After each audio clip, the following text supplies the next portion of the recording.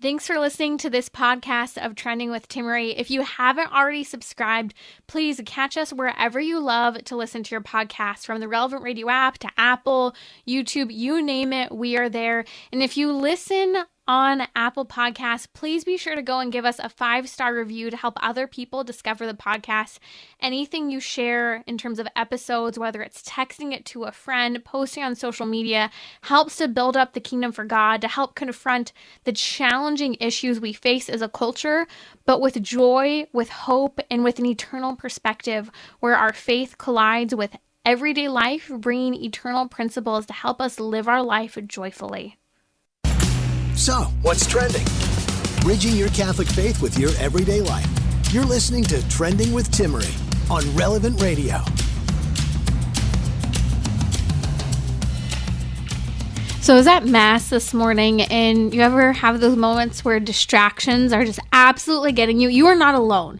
If you are distracted in church or during prayer, I'm there. And I'll tell you what the pregnant lady over here was distracted by. I think I'm 28 weeks, something like that. I was distracted thinking about food. Yep, food. And I was sitting here thinking about, I've really been missing my mom's cooking lately. I need to tell her. She might hear this before I get to tell her. But I've been missing her cooking. I was thinking about all the foods I want to eat that my mom makes, because my mom's an excellent cook. And I was thinking about her enchiladas. I was sitting here going, great, all these food allergies, I can't have the tortilla. Okay, maybe I could try and make it with almond flour tortillas. I actually made almond flour tortillas, what are they called? Taquitos the other day. They were amazing. And then I'm thinking, okay, great, well, I can't have cheese because I'm allergic to dairy. So I'm sitting here thinking, you know what would be delicious? Not trying vegan cheese. I'm really against vegan cheese, but I was actually considering vegan cheese to try and replicate these enchiladas from my mom. Anyways, that was my distraction during Mass, and as you can tell, I was thinking about it for far too long when I should have been praying. So Lord forgive me, but the struggle can be real during Mass, and it's a challenge for us to stay attentive in prayer, but also I think in general we tend to think that we can multitask. We can think and work on multiple things, but we're not really as good at being present and multitasking as we think. So joining me in just a moment will be Dr. Adriana Stacey, a board-certified psychiatrist. We're going to actually talk about whether or not we can actually multitask, how this relates to current technology use.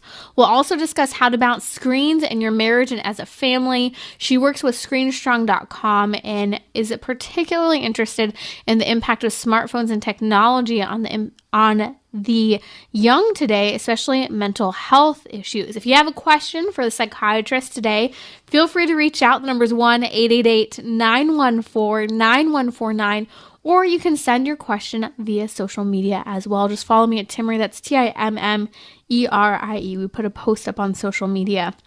Also, if you follow the story of now pregnant Chrissy Teigen, who is known as a model, a TV personality, her husband is singer John Legend. Well, she's claiming that the very, very sorrowful experience that she shared with the world a few years ago about her little boy Jack having experienced a miscarriage, she's now claiming that this story that was so touching and I think endearing for many people, that they mourned with her and they journeyed with her through this sorrow and prayed for her and supported her. She's now saying, well, that was actually an abortion. I didn't realize it till today. Was it really? Well, I'll debunk the myth that she's claiming this was an abortion. And I hate to have to go there, but here's this woman who has an incredible ability to share things with people, and she's manipulating a story to try and promote abortion. Sadly, her own story is the loss of her child.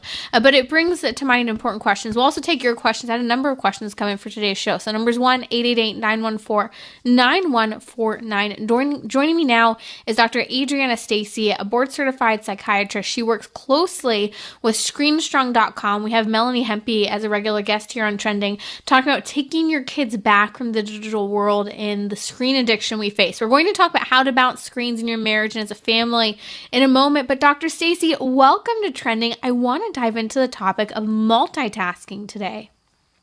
Hey, Timmerie. Thanks for having me tonight. I really appreciate it. Now, when we talk about multitasking, it's interesting because I think especially Gen Z is probably some of the most guilty of this today. They really think they can watch the movie, listen to the music, work on something, have a social conversation on their phone, and also be scrolling social media at the same time as they do all of those things. But it's not just the young and Gen Z. I would argue that it's all of us who we really think we're more capable of multitasking than we are. How realistic is this? I agree. I think it started, I'm in my 40s, and I remember being in high school and hearing about multitasking and how that's such a good thing and how it's great that you should be able to do more than one thing at once. And so we kind of get this idea that if we can't multitask, that's wrong, right? Or that's bad. And so I think that a lot of people feel like they can multitask really well. Or you'll hear people say that. Like, I'm such a good multitasker. I even had one of my kids say that to me once. Mom, I'm such a good multitasker. But really what we know about multitasking is that it's actually not a good thing, right? So it's actually can be dangerous. There was actually a University of London study that showed that participants who multitasked during cognitive tasks experienced an IQ decline that was similar to smoking marijuana or staying up all night. And so what we're seeing is that when you multitask, your IQ can fall, one study even said up to 15 points. So I think it's important for us to sort of recognize when we're doing that multitasking. And in our current age, what am I talking about? So I'm talking about having your phone out, listening to music, having your laptop out, and trying to get work done at the same time, right? And so I'm sure we can all have seen that, especially if you have a teenager. You'll see them sitting at the desk with their computer open, with their music on, their earbuds in, and they're also on their phone. And so I think it's important that we tell ourselves, let our kids know as well, that doing that is actually more harmful than it is helpful.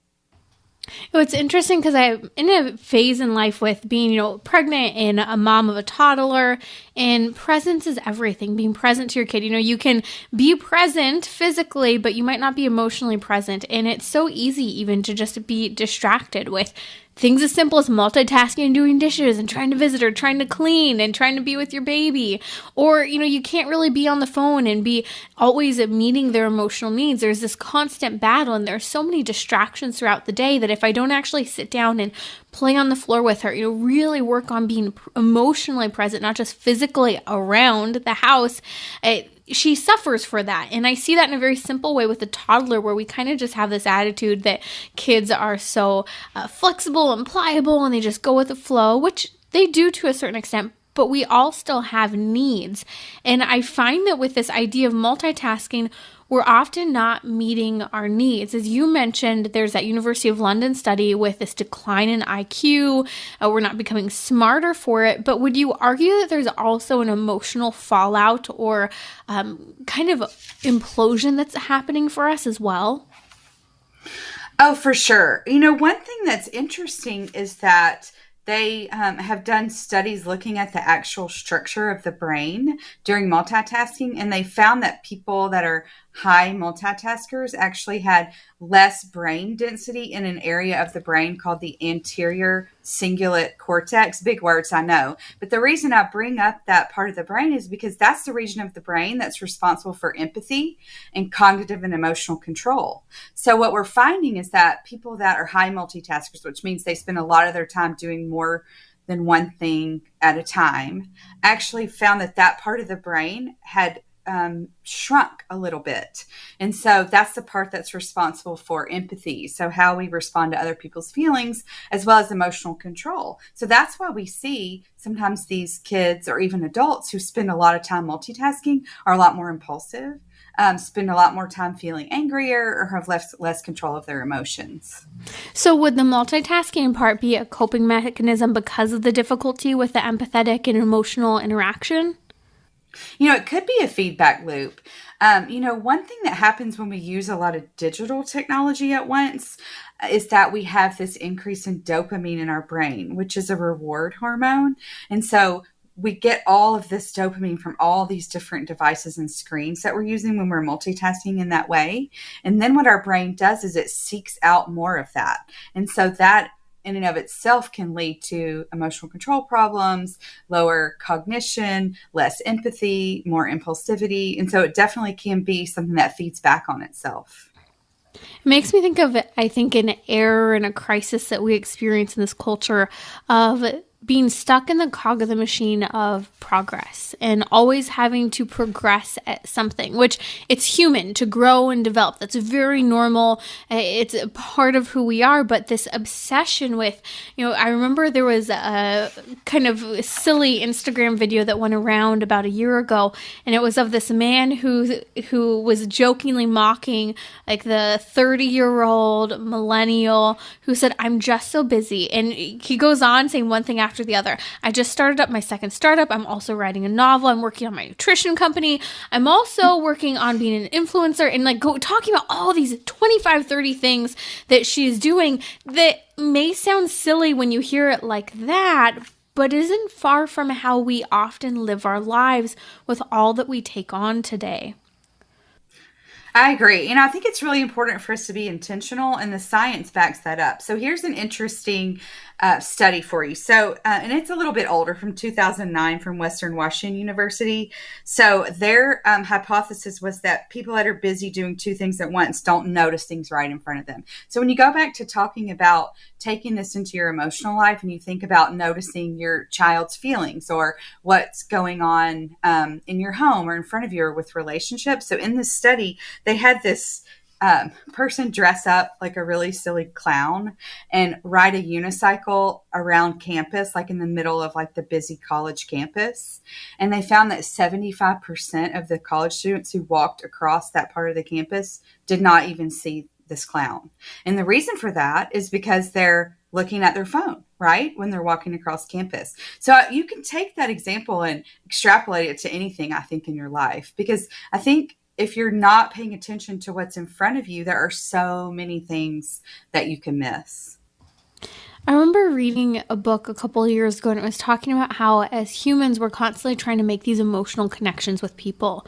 It might be little, touches of contact of just saying, "Hi, how are you?" Or maybe you look at your child or your spouse, and you say, "I love you." Or maybe your kid is just looking up to make eye contact.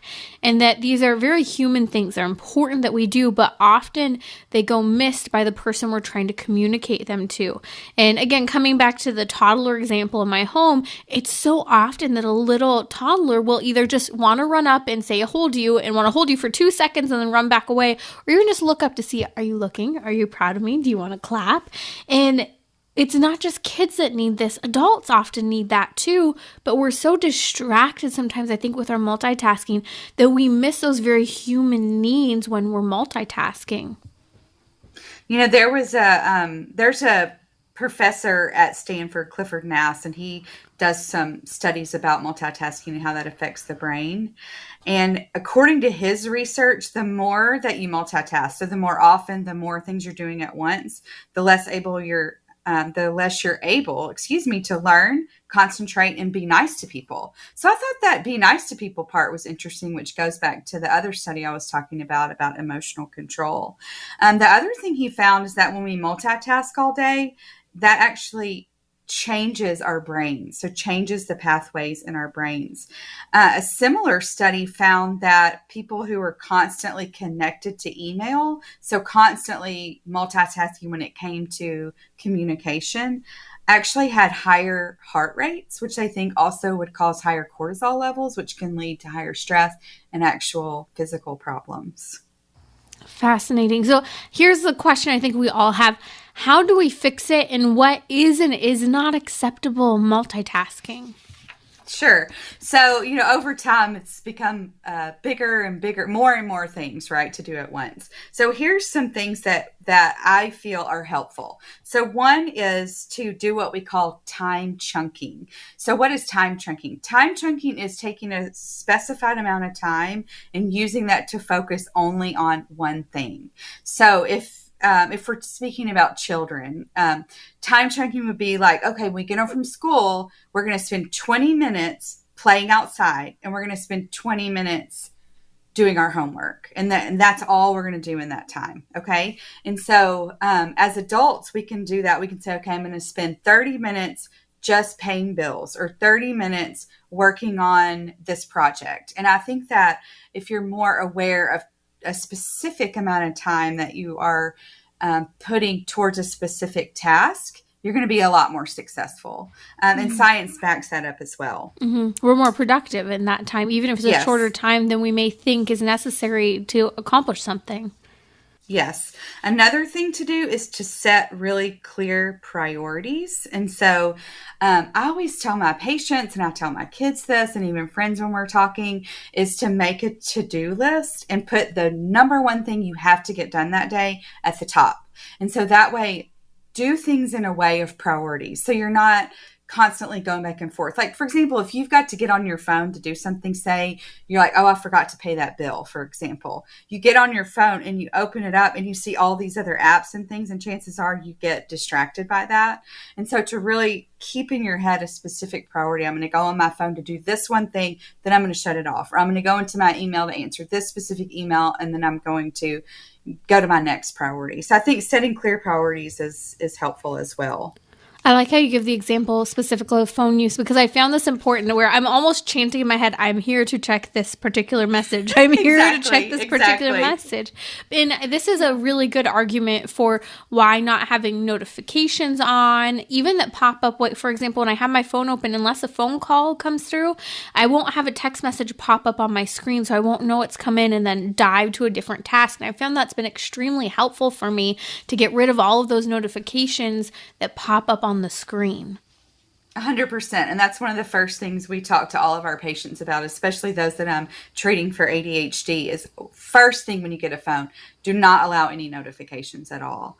Another thing that we can do is to minimize distractions in our workspace. So, for example, if you're sitting down to do something on your computer, like an example with my children is like they have a research project and they're going online and they have to research about penguins, right? So we want to make sure that in that workspace, there's our book about penguins and there's our one website we're looking at about penguins. There's no other tabs open. There's not a phone around. There's not music on. There's not other things going on around them. So minimizing distractions in this specific space, I think, is super helpful.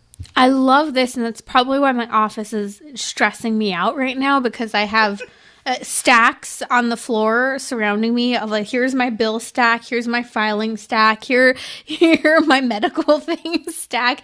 And I hate being in this room right now, but because it's distracting. And I want to go and sit and hide in my bedroom that's clean and that I can just take my to-do list and my computer to, but I try not to work in my room too. So, but that's how I'm feeling right now. And so I love this tip of really having focused workspace and only having content inspiring that specific item. Yes. And it's interesting that there has actually been a study that showed that people that multitask actually have lower creativity. And so if you think about that, it makes sense because you don't have time to be creative, right? Because you're constantly getting distracted by all of the things that are in front of you. And so that's why I have 4 kids at home. And so we're always talking about keeping your workspace tidy so that when you go there to do an art project, or you go there to do your homework, or you go there to do your devotional, or whatever it is that you're doing that time, you're not distracted by your workspace. Excellent. Do you have any other tips for us? I think we've covered quite a bit of the tips, but I think it's important just to remember that when you find yourself sucked into that multitasking, which will happen, right? I mean, that's just the world we live in. To remind yourself that multitasking decreases your productivity. So you make 50% more errors when you multitask, and it actually takes you longer. So it takes you 50% longer to complete a task when you're trying to do more than one thing at a time. And also to keep note of how it's affecting you physically. And so notice if it's making you feel on high alert, or making you feel more impulsive, or making your heart rate go up. So just to be more aware of what you're doing, I think, is the first step. That physical awareness is key, and one that I think we've lost, especially with phone use. In technology distraction, we become very disengaged with our bodies to be alert as to those physical reactions we're having. Final question that came in: what if your job includes multitasking? People often talk about cockpit navigation of a pilot, or people could argue mothering, it requires multitasking. What if you feel like your job requires that? And that's a good question, because mothering is an excellent example. We're required to be watching this child and cooking and, making sure that we're available, and all of those things. And there are certain types of jobs where you have to do a lot of things at once. But I think it might be worth reconsidering how you do things, talking to your boss or your children or your spouse or whoever about, why don't we really try to work on time chunking? It really does work. So if you say, even if the time chunk is 5 minutes or 10 minutes, we like to say 20 because 20 is about the amount of time that you can keep focused on something. But I think it's important to talk to those that you work with or the other people in your home about trying to do the best you can to stay focused on one thing at a time. Excellent. This is why we could go on and talk about the Pomodoro technique to help with staying focused. So that's another topic for another day, but you can look that up if you're interested. We'll post a link on social media as well to the Pomodoro technique. We're going to come back with Dr. Adriana Stacey, board-certified psychiatrist, to talk about how to balance screens in your marriage and as a family. If you have a question for her, the number is 1-888-914-9149. I'll be right back. And again, we're going to talk about Chrissy Teigen sharing that the miscarriage we all mourned, that baby we all mourned with her a few years ago, she's now claiming that actually, I had a life-saving abortion. Is that true? I'll actually talk about what she shared and what was happening medically here, because it's important with regard to the debate over abortion.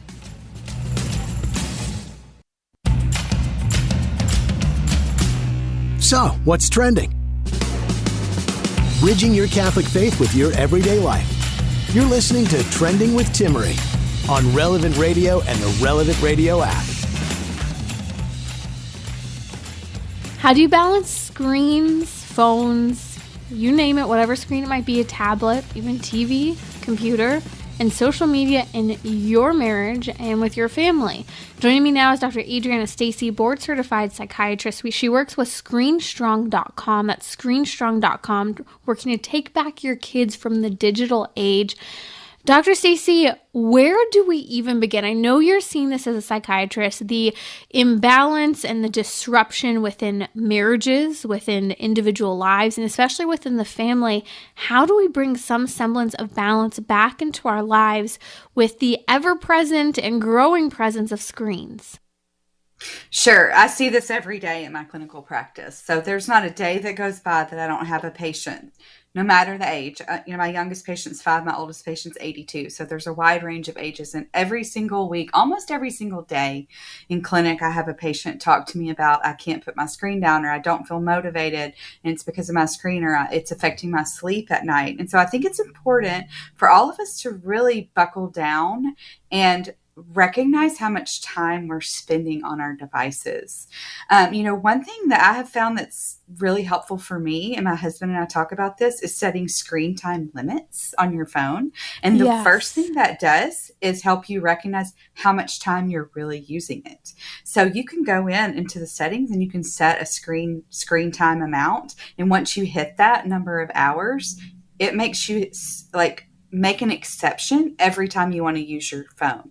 And so then you're really recognizing how much you're picking it up when you're talking to your spouse, when you're talking to your children, when you're sitting at a red light. So I think that's the first step, is just awareness. And it's not fun actually having those on there sometimes. You might be surprised how often you're having to go around to grant yourself access to use something. And it's funny because especially on the iPhone at least, and this is available on all phones now, but on the iPhone, you'll set a limit for how long you can spend on something. And you say ignore for 10 minutes or ignore for 5 minutes. And then you get that next reminder, oh, I just ignored that again. And maybe, you had an allotted time for how much time you could spend on text messaging, Instagram, or whatever it might be. It's really surprising, even if you are constantly going around those barriers, it's just a little extra level of accountability. Yes, and it gets real annoying after a while. So you really recognize how long you're spending on it. And the observational studies actually show that more than 2 hours a day total on a smartphone is linked to suicidality and depression, as well as impulsivity and anxiety. So that's what I usually tell patients, is that 2.5 hours really should be your limit, your complete limit. And actually that's across all screens. And so that's really hard for us to do, for those of us that work in front of a screen. But I think the first step is just to be aware of that. Also how it's making you feel, right? And so like you said, you'll set that exception for 10 minutes. That goes by in a flash. So before you know it, you've been on your phone 10 minutes, 20 minutes, 30 minutes, and think about all the other things that you could have been doing in that time, right? Yes. Wow. Okay. You're going to have to send me a link to that study because I have not seen that one yet. And I think that's very telling, especially being aware, like you said, if we're on our computers for a good chunk of the day, we really need to be more aware of our screen time with our phones the rest of the day as well. For sure. And here's an interesting study that I like to talk about. I could sit and talk about this for hours because this is something that I have a lot of passion about, is trying to get people off screens as much as they can. But here's a good study. There were over 300 participants in this study, and it showed that just the presence of phones on a table at dinner caused those participants at the table to feel more distracted and have lower enjoyment of their experience at the dinner. So the phones were just on the table. They weren't even using them. They weren't looking at the screens. They were just there present. So I always find that that's interesting to talk to my patients about, because do you put the phone on the table? Is it always in your pocket? Are you always looking at it and waiting for, a text or notification? And so even just having it there is actually shown to make us feel less enjoyment. It's interesting you bring this up because I am curious your thoughts. Just looking at my phone can kind of be a stressor for me. And I'm really good. I can keep my phone on black and white for the most part, have all these notifications out. I try to be really careful. Throw my phone in the drawer and leave it there for chunks of the day or majority of the weekend. But just the presence of seeing my phone is a stressor for me. It's a trigger. And I always thought, some people say, oh, Timmerie, I think you're being a little more sensitive to your phone, but I don't. I think I'm just more aware of it. What's going on here? Can you explain, are we in need of being more aware of that? Is it that some people are more sensitive to that stressor of the phone than others? Oh, I definitely think so. So here's what happens when you use a device like a phone.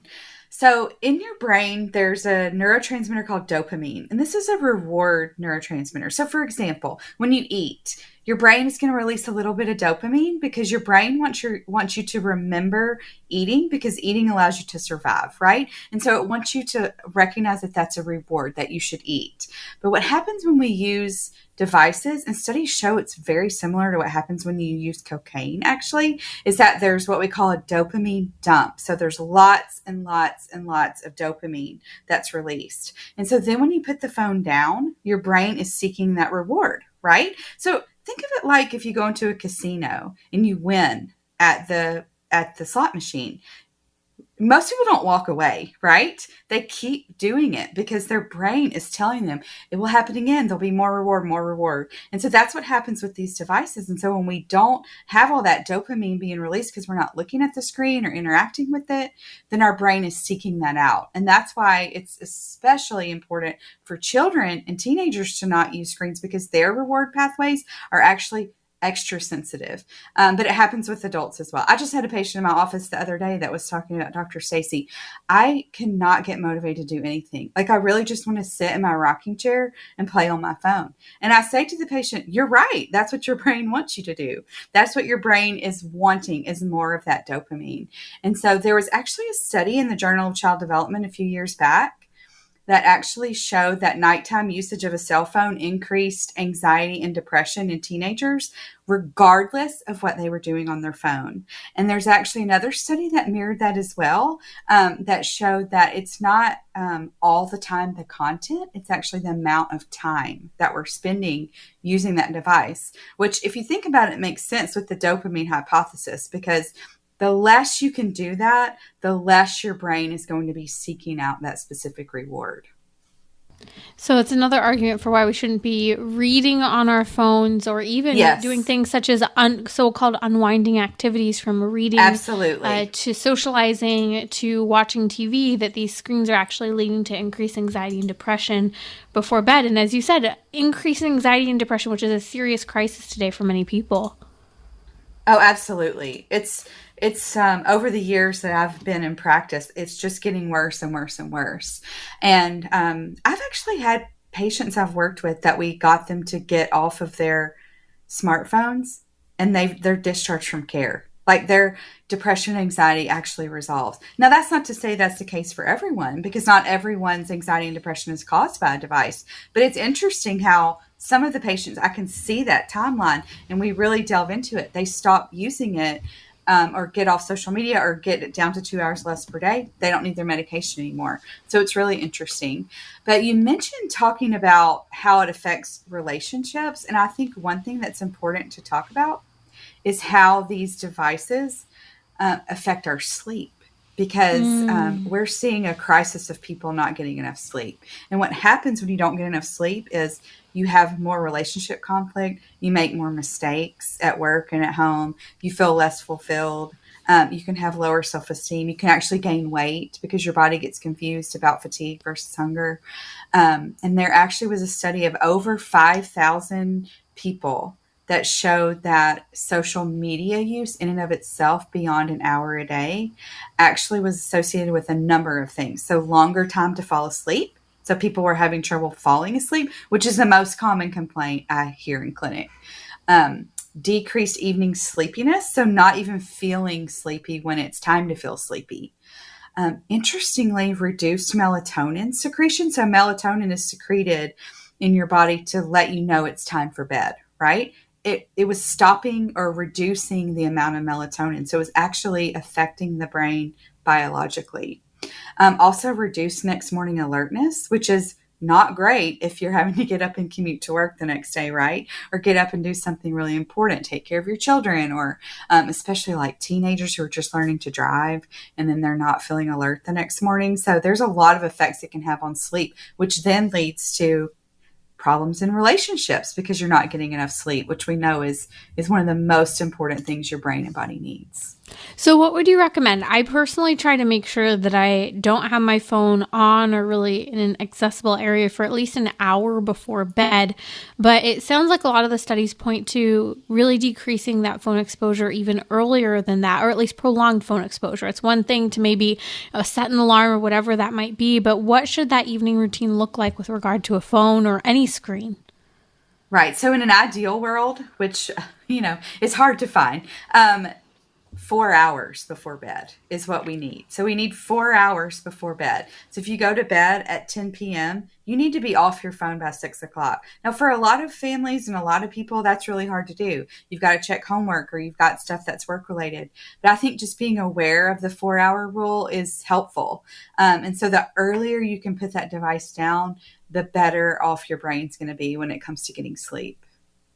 Wow, that is telling and something for many of us to think about. 4 hours away from your phone, but it's doable. If you get home at the end of the day or, it's the sun is starting to set, having that mindset of, okay, with that, my phone is going away. I don't need it. It might be one thing if you need to check a quick message or be available via the phone, but you don't have to be looking at it. Where can you put it where you still hear it ring if necessary, but you don't feel that temptation to turn toward it? Right. And I think, once you're home and the people that are under your roof that you need to make sure are safe, they're all home. I think putting it away is so important. Turn it off if you need to, or put it in a drawer somewhere, not in your nightstand, somewhere that's not visible. And I think the less you see it, the less likely you are to want to engage in that. Brian from California is on the line. He has a question about dopamine release in television. Brian, what's your question today for Dr. Stacey?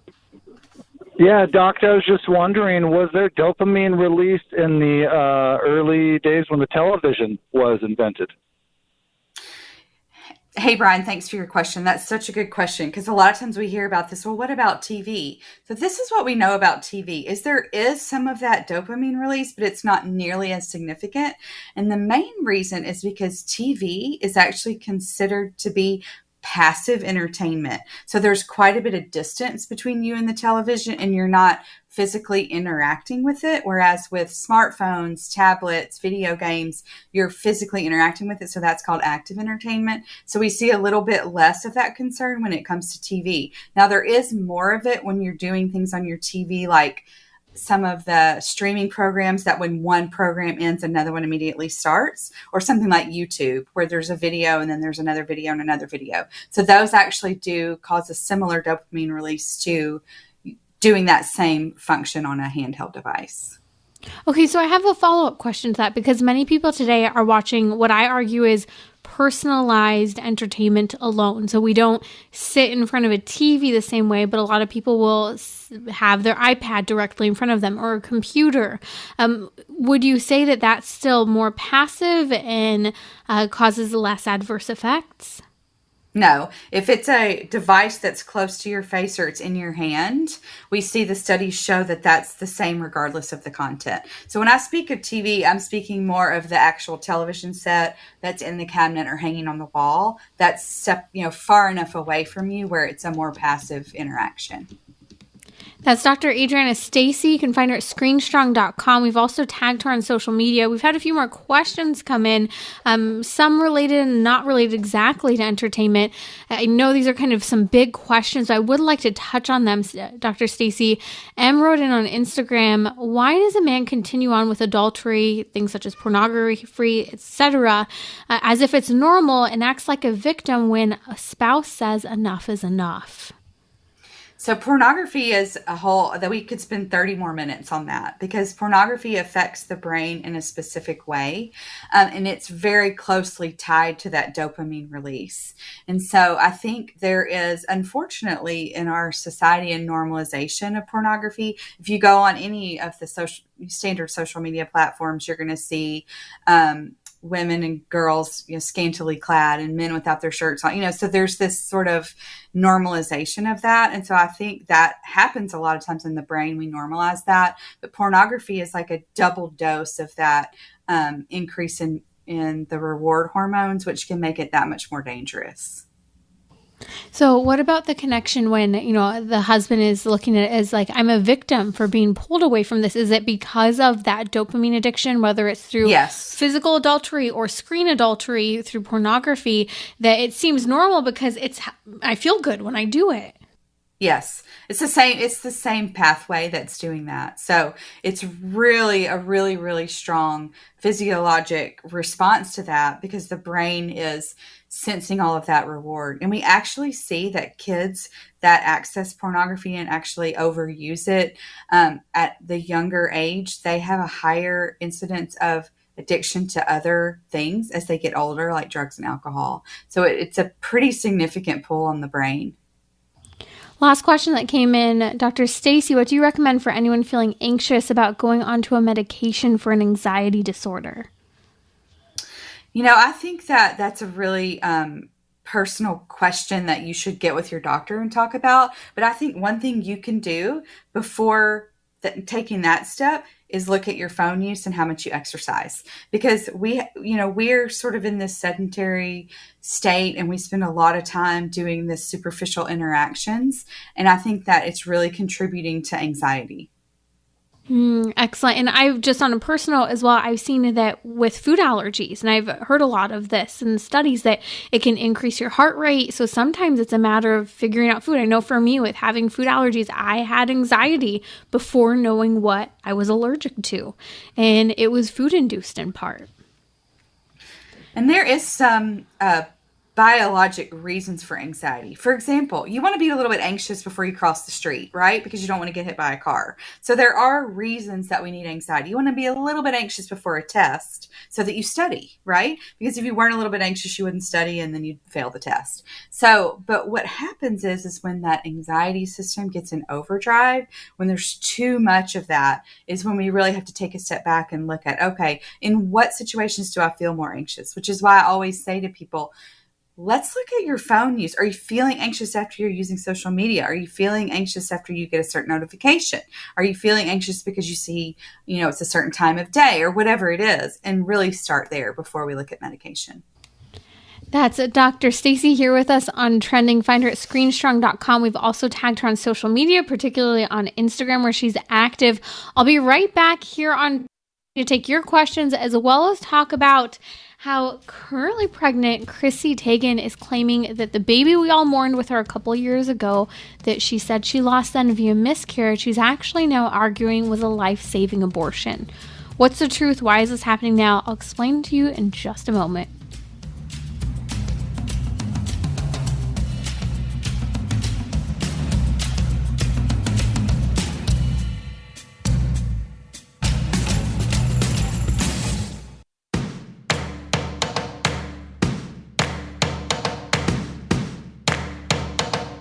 We're talking about what you're thinking about. You're listening to Trending with Timmerie on Relevant Radio and the Relevant Radio app.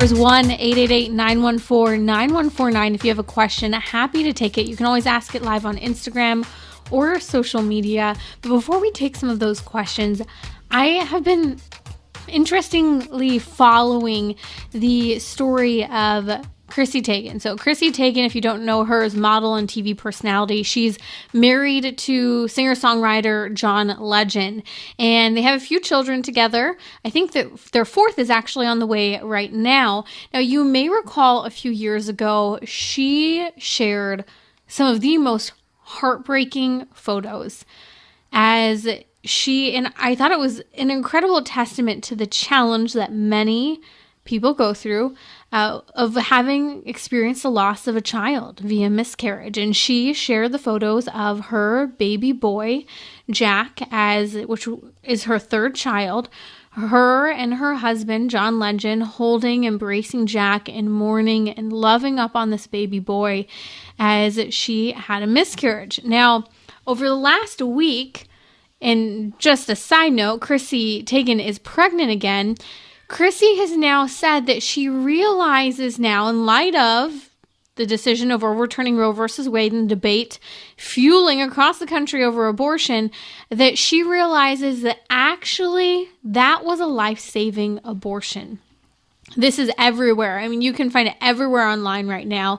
And a little bit about Chrissy Teigen. She is a major influencer on social media. Whatever she posts goes viral instantly. She has a very strong following. Lots of people are following her and paying attention to what she says. And so this heartbreaking, tragic experience that people were with her, mourning with her, praying for her. And she was criticized for posting photos on social media after having lost her child. And a lot of people came to her defense. A lot of people appreciated, because the loss of a child via miscarriage is something that people don't always know how to discuss. And it's a difficult, heart-wrenching topic. And it was one of those moments where you do appreciate the public testament that some people share on social media, giving you a glimpse of their life. This child, baby Jack, who they were adoring, these moments they had with him. Well, what really happened? Because now she's claiming that she had an abortion, that it was a life-saving abortion. Well, let's kind of be clear what happened. So what happened was, because we do need to clarify, and I hate doing this. I feel like I'm diving into the personal details of this woman's life, and I am. She's a public figure and she shared this. So what we need to understand here is she actually shared in detail at the time of the miscarriage exactly what was happening before and what happened after. So Chrissy Teigen experienced what is placental abruption. That is where your placenta detaches and the nutrients necessary to reach the baby aren't making it to the placenta and to the baby. And so she was experiencing significant bleeding.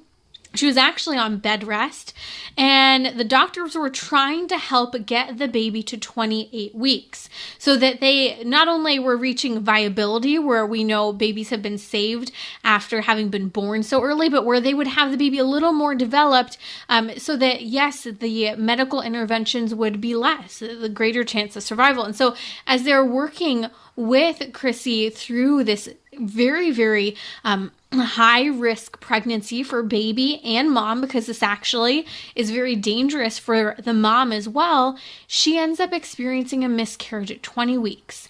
But what happens is, if we actually dive into the details, they reached the point where she actually had to be induced, and the baby didn't survive. Baby Jack didn't survive, and the photos that we saw on social media were heartbreaking moments of her choosing to share and cherish and mourn and celebrate the life of her little boy Jack.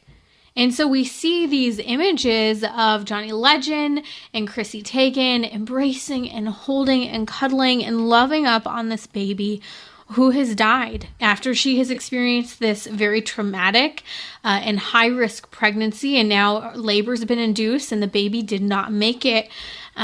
It's not survived. Now, fast forward a couple years later, We know that Chrissy Teigen is very pro-abortion, and now she's saying in hindsight, she is realizing that actually what she experienced was a life-saving abortion. What she and Johnny Legend went through with their third son, Jack, was in no way an abortion. She experienced a high-risk pregnancy, placental abruption. The doctors tried to work with her to help her to keep that baby in utero as long as possible. And in the end, they had to induce her. They delivered the baby early. The baby did not make it. And she cradles, and we have photos of her cradling in her arms her baby son, Jack.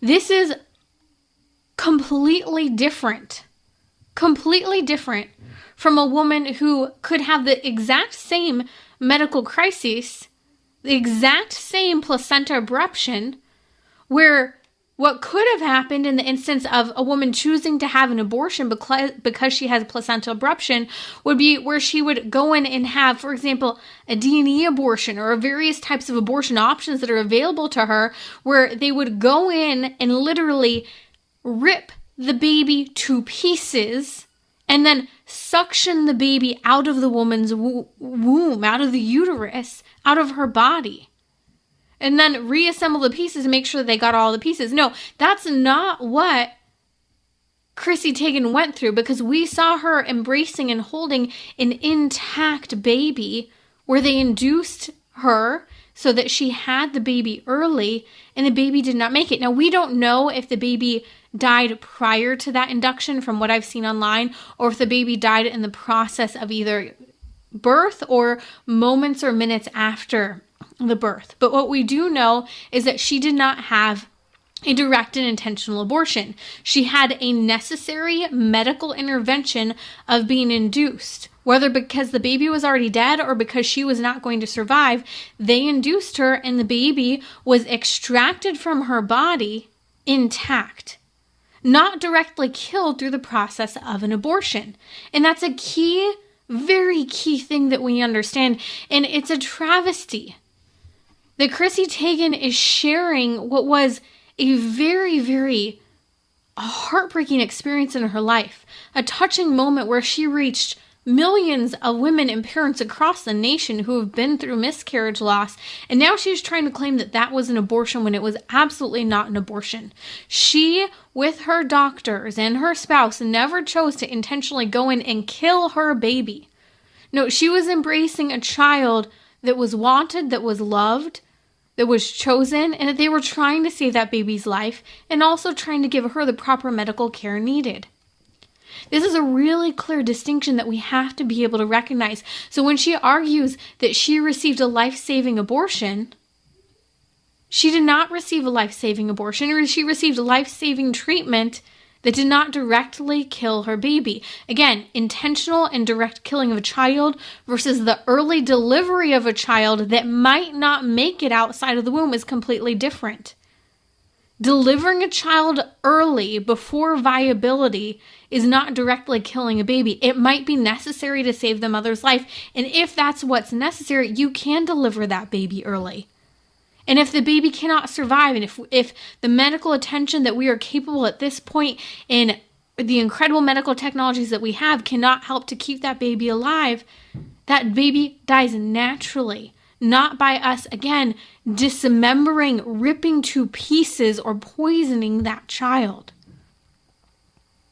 And so it's very important that when we hear examples such as Chrissy Teigen and John Legend's story of a miscarriage and then them trying to claim it's an abortion, that we actually provide some clarity and use this very public story right now to clarify the truth of the matter with regard to medically necessary life-saving care for a woman that honors and respects the baby, that honors and respects the mother. And when I say honors and respects the mother, I'm not just talking about the physical dimension, the life-saving dimension of the mother, but of her motherhood, of her maternity, not forcing a woman into the choice of directly choosing to kill her baby. Why would we put that on the consciences of women when we have the ability to respectfully, if necessary, out of medical necessity, deliver a baby early, and let nature take its course if we are not able to save that baby, rather than us trying to play God and intentionally kill another human being.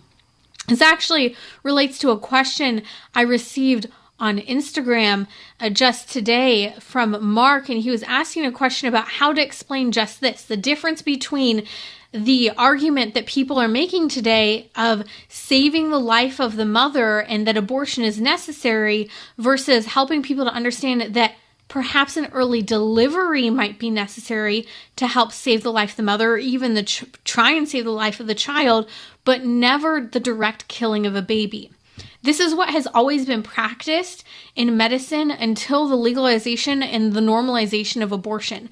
I had a guest on Trending just a few weeks ago, and we'll have to post a link in the show notes as well as online. If you keep an eye on social media, I'll post that, where I talk with a physician who worked as an emergency high-risk physician to women who were pregnant, and not once did they ever have to go in and directly kill a baby via abortion in order to save the life of the mother. If anything, it was an early delivery that honored and respected the motherhood of the woman, her body, and the baby, and that baby's life. And that's an important distinction we need to be prepared to make as conversations such as Chrissy Teigen and John Legend's stories come out, not telling the truth about what is life-saving and non-life-saving care for a woman. You're listening to Trending with Timmerie. Up next is a family rosary across America.